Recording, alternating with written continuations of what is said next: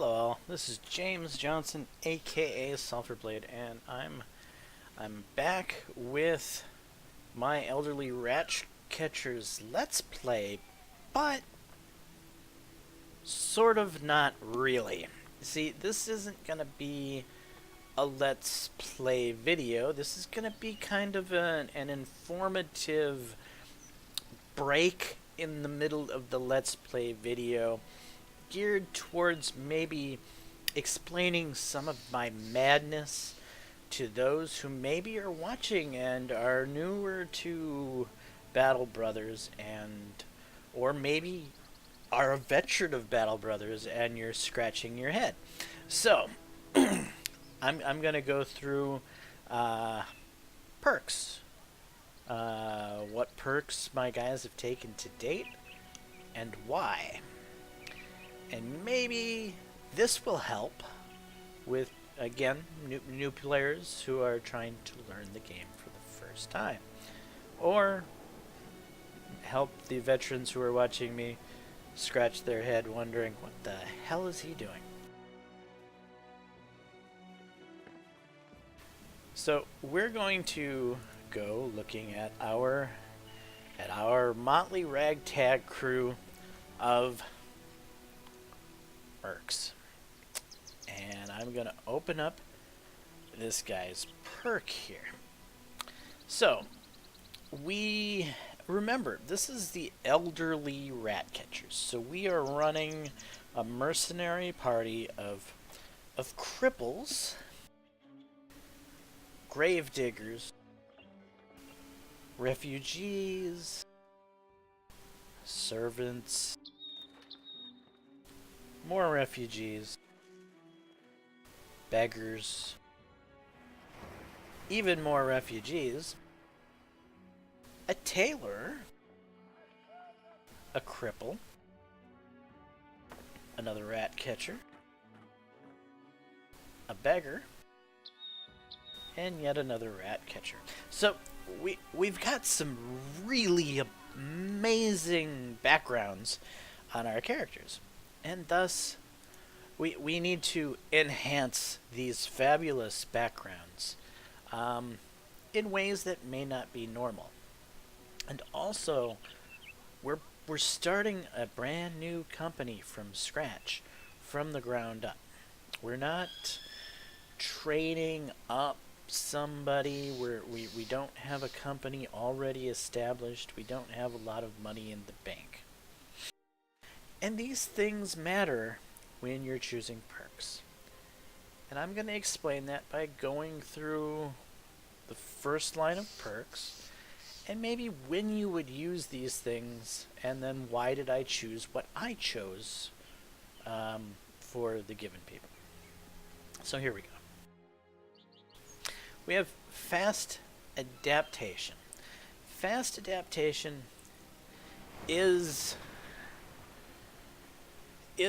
a marginal perk in that it's good at making bad mercs good, especially in the early game. Fast Adaptation shines the most in the early game when your weapon skills are too low to reliably hit often. Now you will notice that I have not taken Fast Adaptation on probably any of my frontliners. Let's just go through them real fast just to make sure that is the case. No Fast Adaptation on my frontliners. But where you might see me pick up Fast Adaptation is here on this guy named Steve Irwin. Now Steve Irwin has got some odd choices of perks, right? He's got Fast Adaptation, he's got Bullseye, which the penalty to hit chance when shooting at a target you have no clear line of fire to is reduced from 75 to 50% for ranged weapons. But yet, I'm using a pole arm. Am I smoking something? Is there something wrong here? No. So, if you look here, Steve Irwin has 1 star in range skill. his range skill is under 50, which means if I handed him a bow, he wouldn't hit the broadside of a barn. However, through the course of time, because he does have a star here and no star in melee skill, he will effectively get about the same place he would have if I would have made him somebody who did melee. So these guys will roll points between 1 and 3 without a star, and with a star, maybe, what is it, 2 and 3 or 1 and 4? Anyway, that star allows you to get slightly better rolls than without a star. And obviously, 44 is less than 53, so we're starting farther in the hole. But if you were watching my Let's Play, I think I had like the first and second levels were both like 4s, and it was like, okay, well, we'll take it, right? So this guy is turning into an archer because the rolls kind of told me to do it. And sometimes you just don't argue with the rolls. If you get a 4, you take the 4. Especially if it's in a starred skill. He doesn't have a lot of stars, right? He does have star and a fatigue. And fatigue is a good star to have because fatigue allows you to put heavier armor on when all is said and done. And resolve isn't a horrible place. Every merc can utilize resolve, especially with the new DLC beasts and exploration. Resolve is kind of becoming stronger than it's ever been before. But overall, fast adaptation on really good mercenaries is a horrible skill to pick up, because really good mercenaries, they hit what they aim at. So having fast adaptation isn't really needed because you're not really going to miss anyway. The only time I really like to have fast adaptation is on my archers. And why do I want that on my archers is because when I'm having a shootout with goblins, I want to be damn sure my archers hit those goblins before the goblins hit me. Anyone who's played for a while knows that goblin archers can be brutal. You can have some of the best mercs in the game, and a goblin archer hits you with poison, and you're crying. But anyway, so dealing with goblin archers, one of the best ways is to archer them. So fast adaptation is really, for me, the only time you would use it is on an archer. Okay, so getting past that, you'll notice Crippling Strike. I haven't seemed to use that a lot. There's reasons for this. So what Crippling Strike does is it lowers the threshold to inflict injuries by 33%. Injuries are things like a broken leg, broken arm, missing ear, lost eyeball, whatever. So, like, for example, Tyrion the Imp here, he has a missing eye.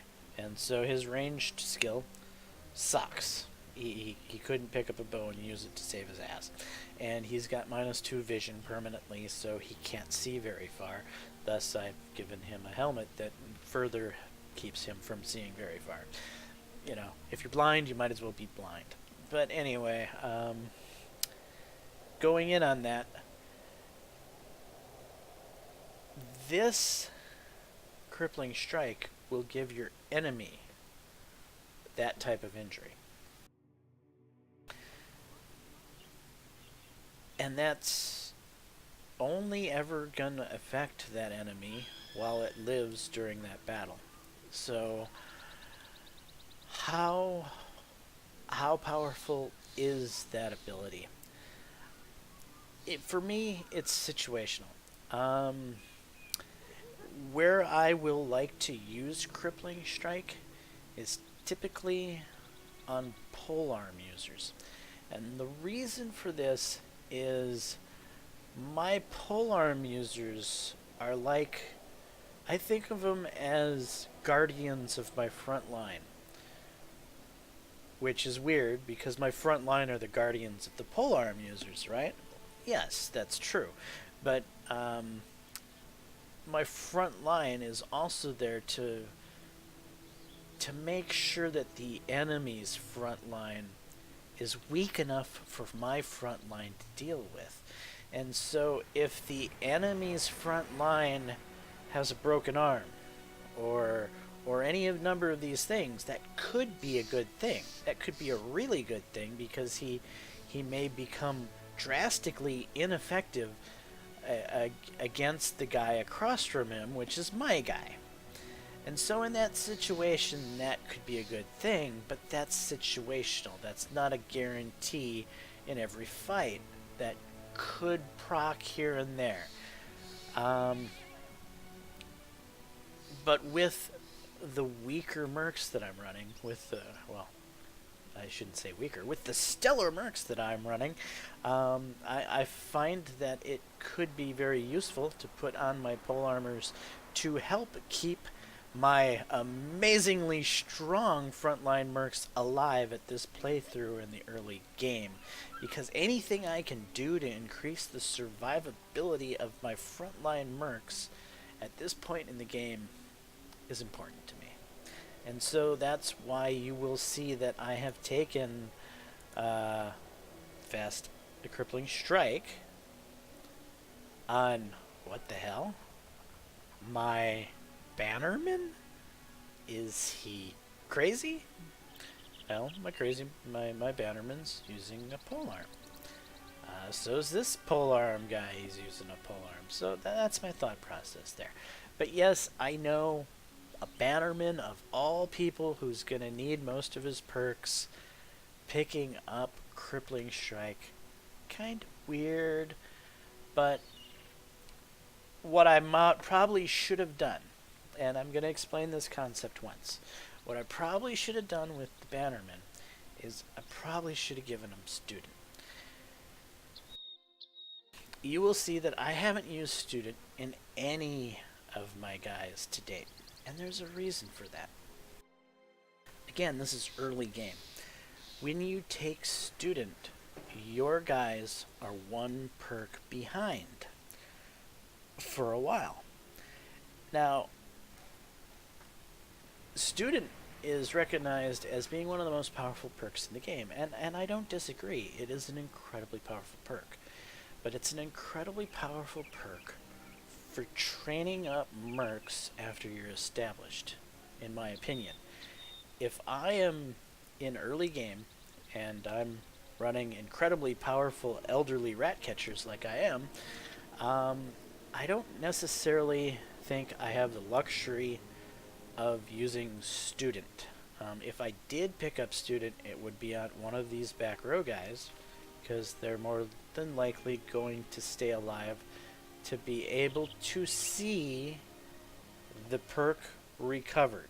And what I mean by perk recovered is Student, when you get to level 11, goes away and you get to choose a new perk to put in its place. So, but otherwise, until level 11, your guys are a perk behind that have Student. And being a perk behind could lower their survivability. And when you're using incredibly powerful mercenaries like I am, it's important that I keep their survivability as high as I can so that I can get them to a level 11. Because that, in and of itself, can be a challenge. Alright, so we talked about Crippling Strike. Now let's talk about Colossus. So you've noticed that pretty much my entire front line is running Colossus, and there is a very good reason for that. Colossus is a very strong perk. It increases your health by 25%. But now there's people that are sitting there saying, but health health is not that important. For frontline characters, the most important stats are melee skill, melee defense, and fatigue. Those are the golden three. Health is a trap, right? You've heard people say health is a trap. And I don't necessarily disagree, but I do disagree. To a small extent. And here's why. So, when people get hurt, as you notice, I have mercenaries that currently have wounds. These wounds could be their severity is directly proportional to their hit points. So, the less hit points a character has, the far easier it is to wound them. Now, if, say, you have a character that has less than around 60 HP, like, let's see, who do we got here that's around 60 or less? Okay, Buffett here, Frontliner, that's very marginal at 63.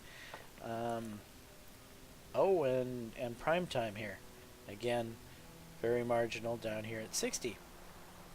These guys are in a little bit of danger. And what I mean by danger is, while I'm not facing a lot of ranged units right now, not a lot of people using crossbows, things like that, if I were to face somebody good with a crossbow, and they were to crit,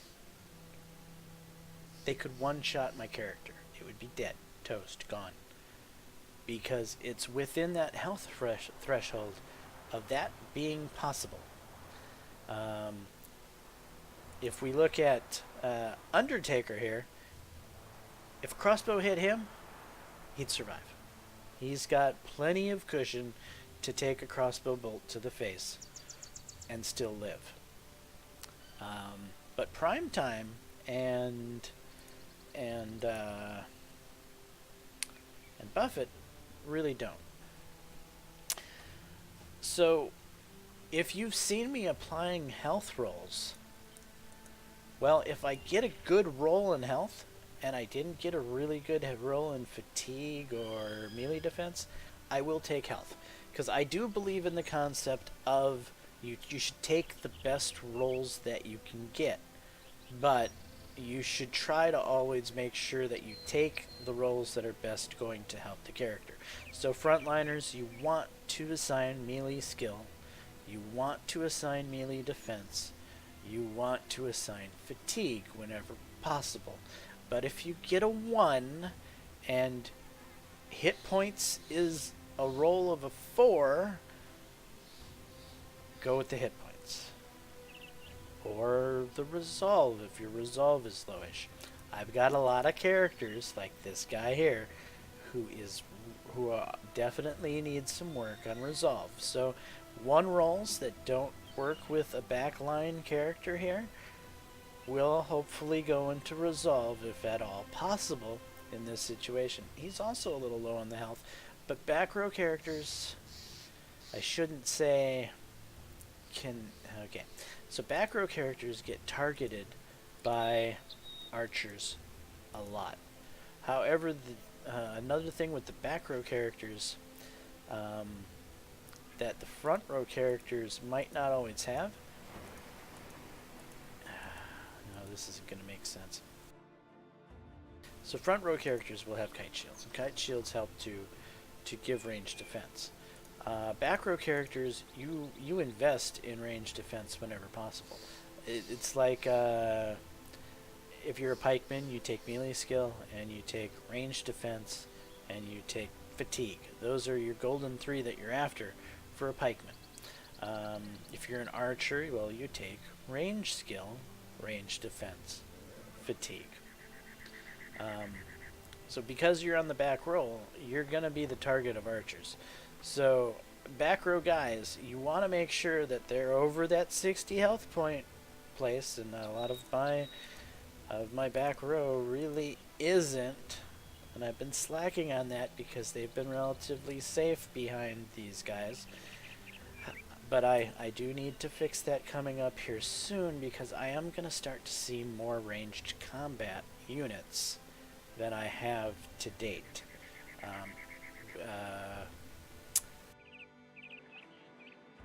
Goblins, poachers, marksmen are going to start to become more prevalent as time goes on. All right, so we've gotten through Colossus, and why I take the Colossus for the extra health, to avoid getting one shot by crossbowmen, and because I'm running these amazing mercenaries that it is really the only perk that makes sense for these amazing frontline mercs at this point in time. Student would put me a perk behind, and I can't afford to be a perk behind at the beginning of the game. Then there's 9 lives. So 9 lives, in my opinion, is probably the singular worst perk in the entire game. It saves your life once.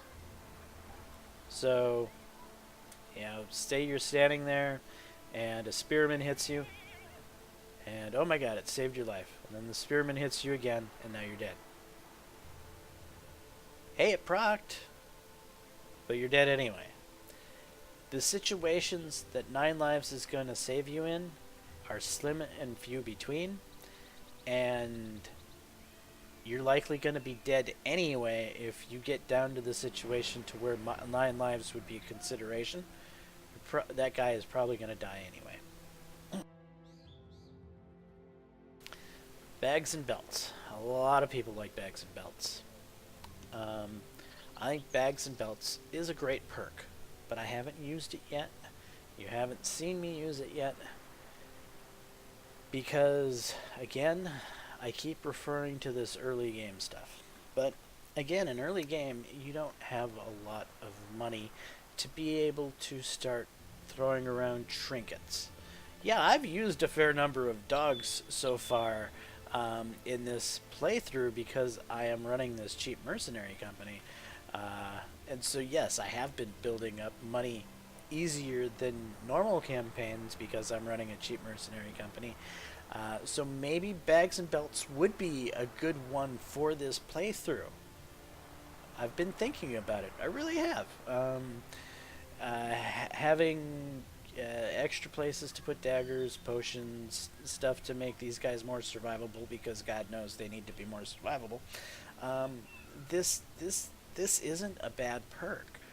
If people are sitting at home wishing I'm using bags and belts, I'm there with you, man. I've been considering using bags and belts, but again, bags and belts have always been in my mind a perk that you use more in line with an established mercenary company that has buco dinero, and it's more of a mid or later game perk. Pathfinder. Okay, this perk I go against the general grain of Battle Brothers meta. So you can get on the forums and you can have talks about perks. And many people think that Pathfinder is just this amazing perk. I totally disagree. I couldn't disagree more. I think Pathfinder is one of the worst perks in the game.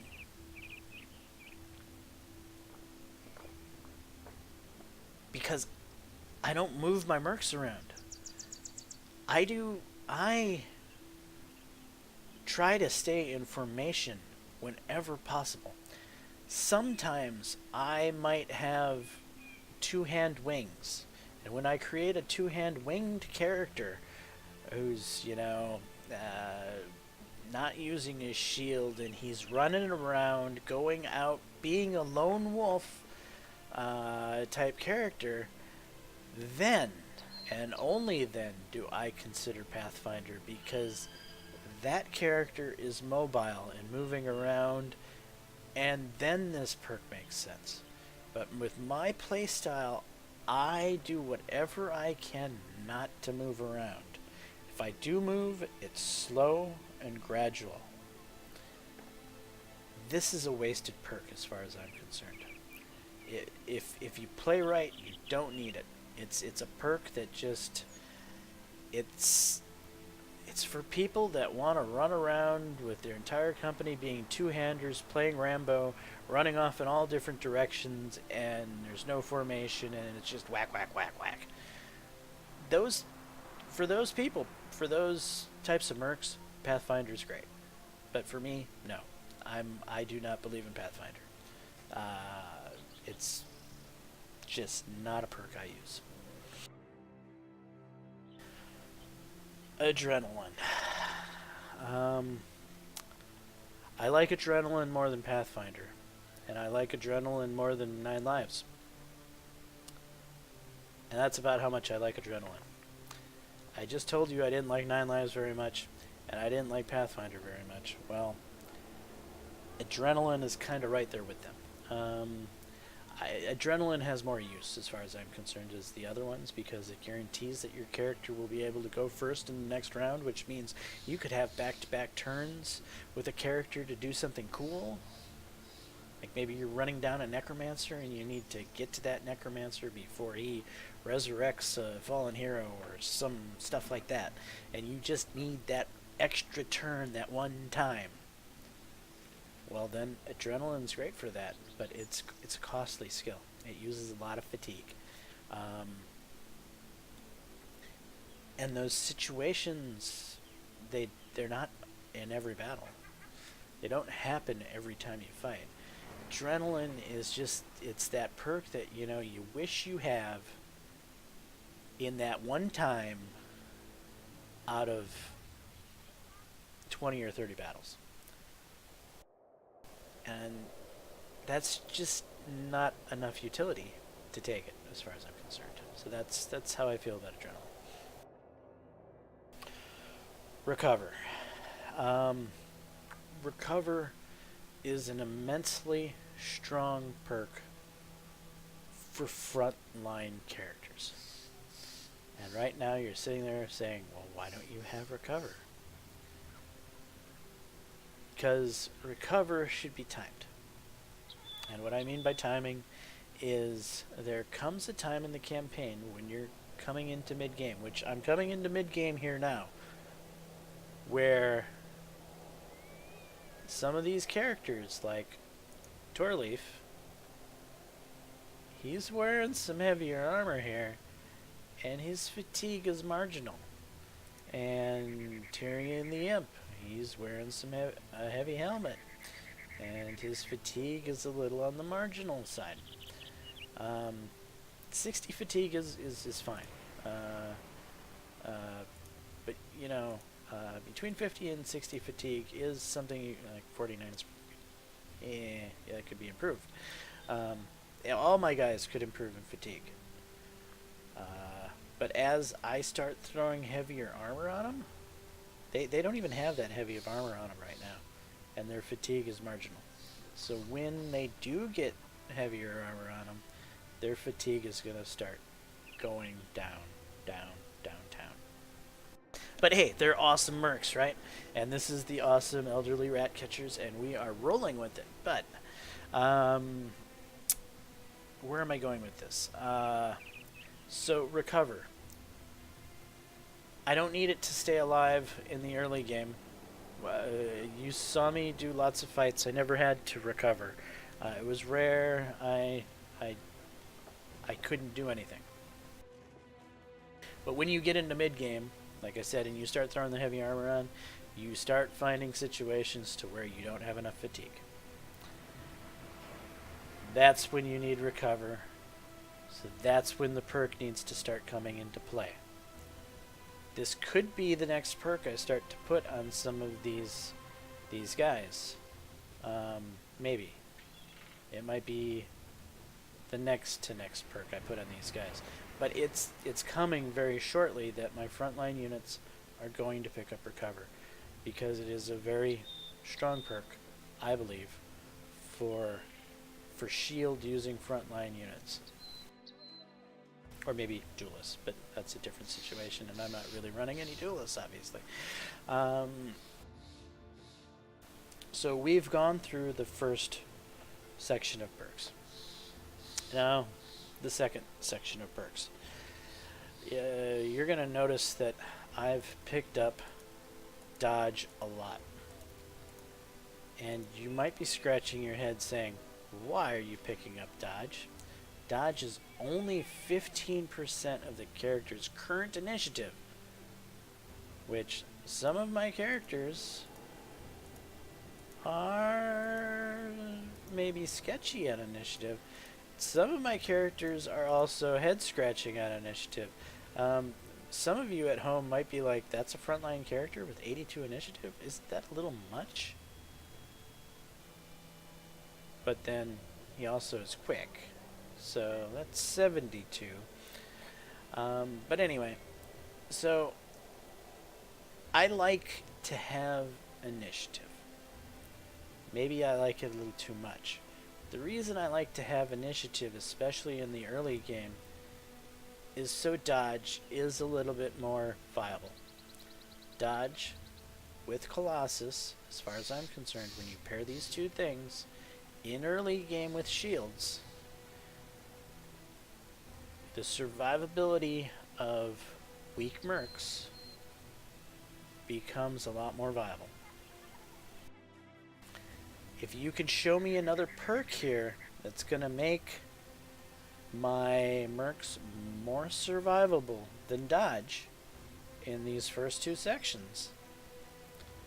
Some might argue that Fortified Mind might, but really Fortified Mind is only really needed on the Sergeant, and he doesn't have Fortified Mind? What? Or not, sorry, Bannerman. Why? Well, we'll get to that. Yeah, okay. So, Sergeants and Bannermen are people you want to have Fortified Mind with because they will give their resolve to everyone else. And maybe with the way resolve is more important for Beast and Exploration, Fortified Mind might start to become a pick for everybody. But I digress. Resilient. Here's a perk that possibly you might be able to make an argument saying it could be more utilitarian for you than dodge. If you can get rid of a bleeding and or a poison or a charmed effect just a turn sooner than you would before, that could be the difference in saving lives. So yeah, but I've gone with dodge. Sorry. Steel Brow. This is another one that you might be able to make an argument for. Hits to the head no longer cause critical damage to the character, which also lowers the risk of sustaining debilitating head injuries significantly. So, Steel Brow coupled with Colossus makes for a very survivable character. And Steel Brow is definitely a perk I want.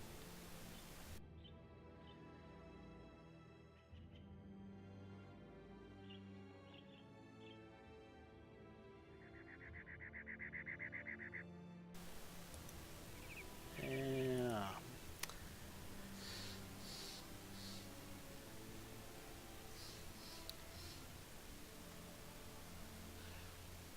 So, yes, people at home could be sitting there saying, hey, Steel Brow would have been better than dodge.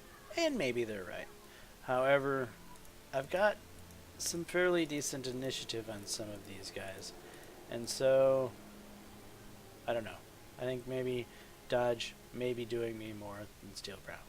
But, you know, it's a dollar here or a dollar there type argument. Quick Hands. A very good perk. Quick Hands, very much in line with Bags and Belts. Quick Hands and Bags and Belts, I feel the exact same way about. Wonderful perks for hybrid characters. Wonderful perks for when you're rich. Wonderful perk for when you're playing with stuff. when you're sporting nets and sporting throwing hatchets and all this crazy stuff, you can utilize the quick hands to swap stuff in and out. And so if I would have invested in bags and belts, then quick hands would have made far more sense. But for right now, I haven't been swapping stuff out of my hands very often, so quick hands hasn't been very useful to me at this point in time. Gifted. Gifted. I don't even want to talk about gifted, but I guess we've opened this can of worms, so we'll talk about gifted.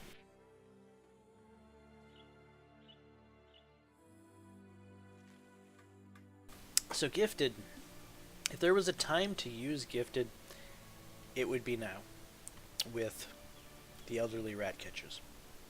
The Elderly Ratcatchers, gifted might be perfect for the Elderly Ratcatchers, in that gifted is a great perk for mediocre mercs that you need to make more survivable early on, because it's going to guarantee you some really good rolls. But in doing so, you've used a perk point, which perks themselves will make your mercs strong. So do you want to give up a perk point to get some guaranteed rolls to make your guys more survivable early on? That seems to be the trend I've been going with. Most everything I've told you is done to keep my guys more survivable in the early game. But I don't like to give up perk points. I'm not using student. And gifted, well, gifted is even less likely for me to use than student. Student is a guaranteed no-brainer in the late game.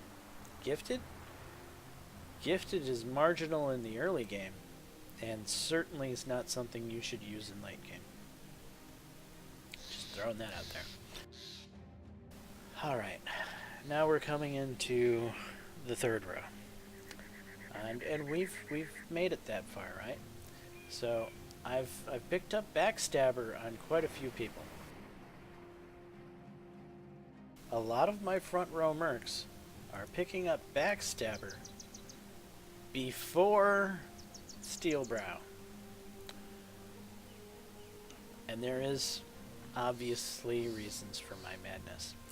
So my alpha strike, my damage is so-so. And my ability to reliably hit is so-so. This is like fast adaptation in a way. I think of it as the frontline version of fast adaptation.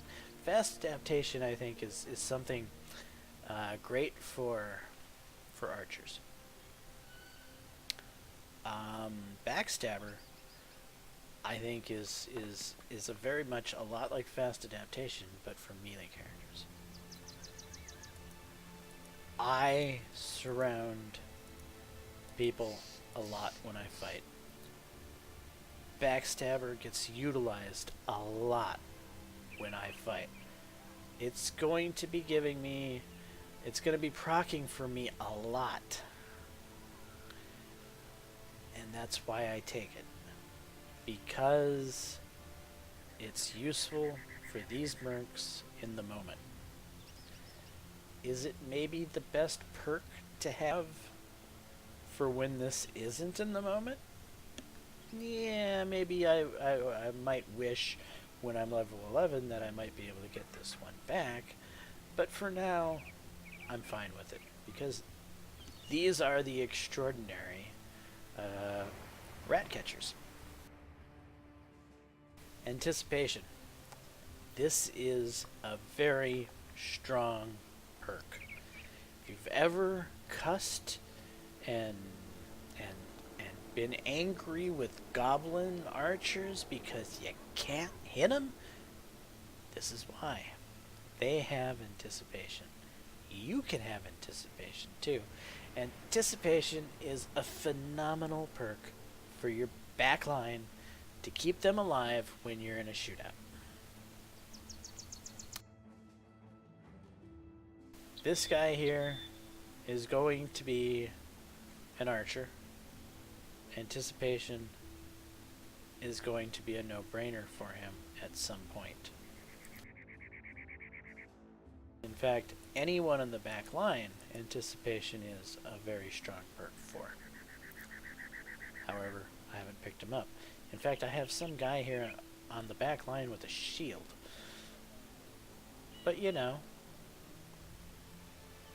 he's got what? 3 in health, he's got resolve and fatigue, so he's got his highest is melee skill, he's got hit points, and he's got fatigue with some resolve. So he's a frontliner, really. He's got extra melee defense from being paranoid. He deserves to be on the front line. It's just I have a very hefty front line, so he's guarding my back line as a frontline character. I'm rolling with it. I'm going with what I got, and I'm making do with what I got. Okay. Shield Expert.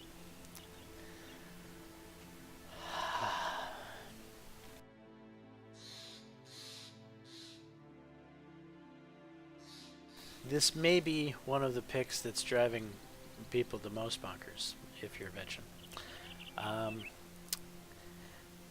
When mercs grow up, they tend to shed their shields and start to pick up two-handed weapons. Or at least that is a fairly common lifespan. And so picking up a shield expert is maybe a perk you might avoid, because you're not going to be using shields when you're level 12, 13, 14. I don't believe that's going to be the case for my guys.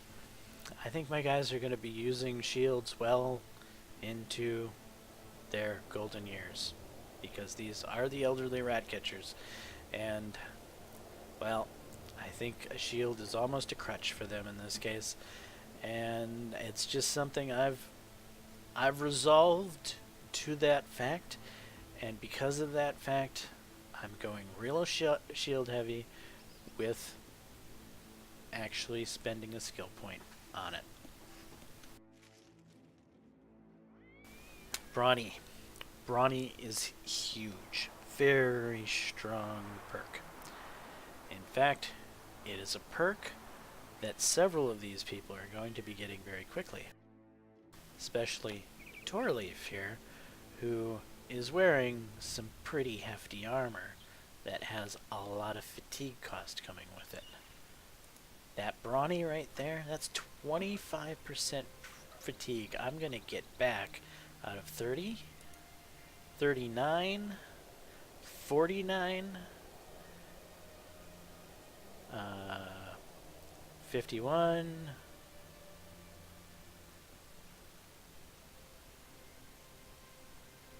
50,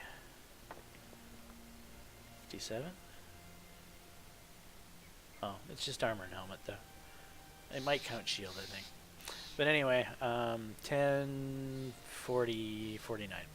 25% of 50, basically.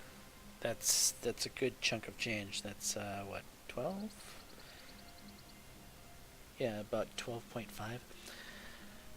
12.5 will take 57 up to 69. 69 fatigue, that's a nice number.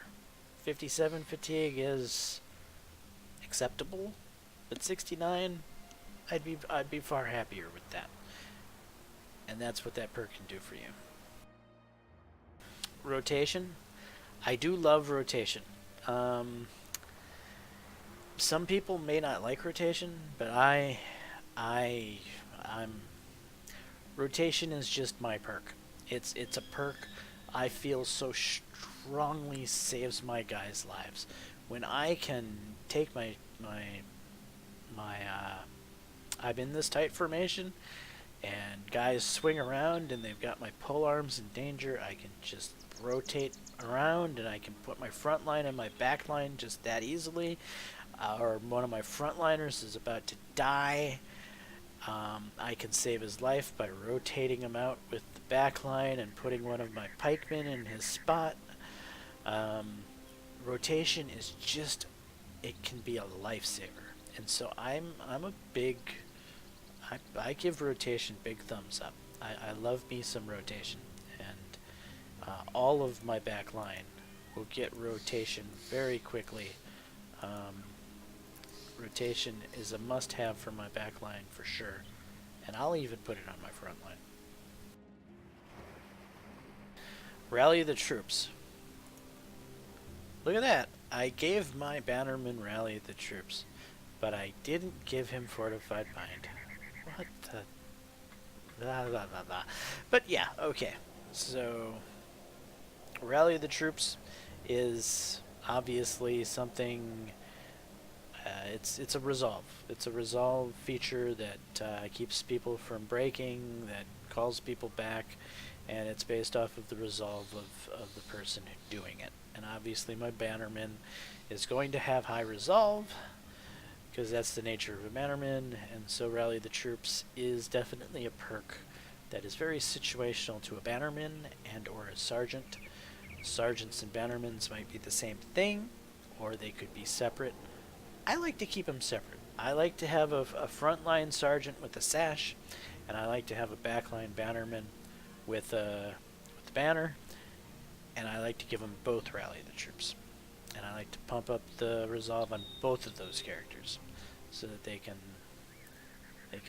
both rally the troops from different locations in the map and have just a bigger influence on my company. But by all means, you don't have to do that. You can combine the two, and it might be smarter to combine the two. And then there's Taunt. Taunt is a great utility perk for really, really strong tanks. I don't exactly have any really, really strong tanks yet. I have Torleaf, who's got nice armor. Not really the skills to match. I mean, they're coming along. He could turn into a nice mega tank, maybe. You know, he's got the fatigue with the iron lungs. You know, maybe Torleaf will be alright in the future with his 2 stars in fatigue and 2 stars in melee defense. This guy's interesting. But again, he's low on the melee defense, but he's definitely got the hit points going on because he's a fat bugger, which helps him crank up those hit points. But yeah, he's got the initiative, so he's got the dodge going on, and melee skill. So I'm interested in this character. This character is gonna be a very unique character. How do I put it? This character may not... He may be a more nimble character in the future, meaning he might not put on the heaviest armor. He may put in some fairly nice lightweight but strong armor to keep this initiative and the boosts you get from dodge available. If I could get this melee defense higher, that would definitely be viable, because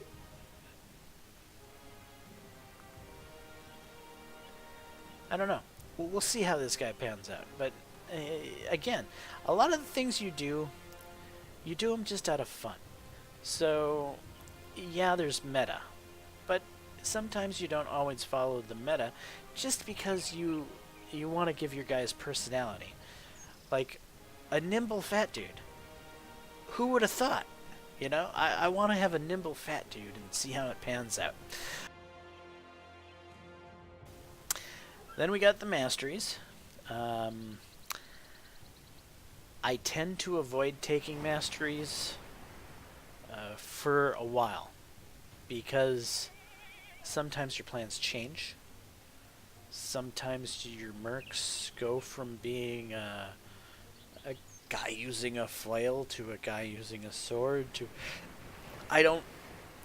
When you start taking masteries, you start getting them locked into a certain role.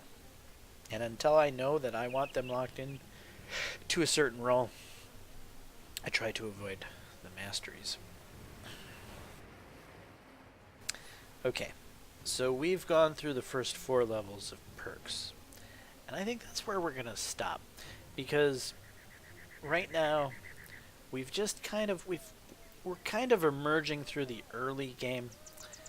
And we're entering into the middle game of Battle Brothers with the Elderly Ratcatchers, which are, a unique bunch who are not the greatest backgrounds in the game. And so we're having to play a bit more survivable and different than maybe some other people's playthroughs. But if hopefully my ramblings that I just made will resonate and make some sense in your mind, especially if you're a newer player. Hopefully I just explain some of these perks, what they do, and how you should use them.